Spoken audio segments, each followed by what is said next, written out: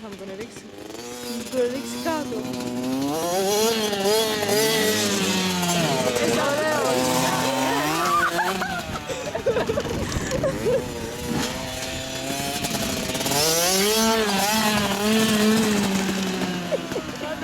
Είμαι πρώτος, κατά τα άλλα κόντρες, όχι ακόμα.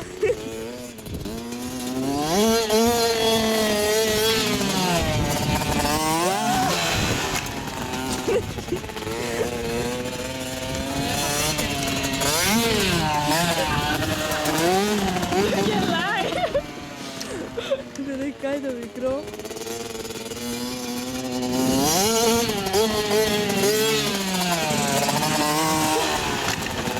Είδες για πότε πετάει το λιματάκι όμως.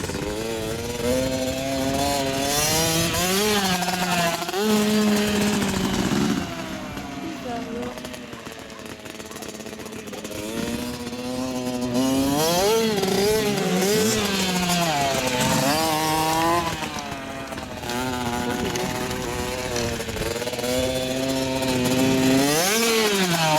Ωραίο! Το είδα, το γύρισε. Καλά TikTok,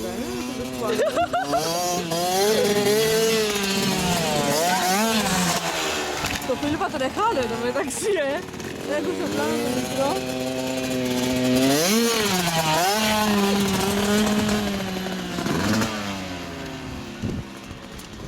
Άρα θα πάμε σε αγώνες που θα κάνουμε στην πίστα.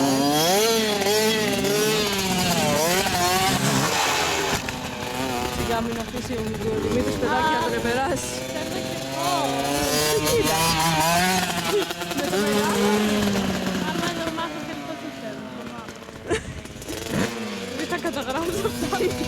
Γράφω την ώρα. Αου! Τι μπορεί! Δεν μπορώ.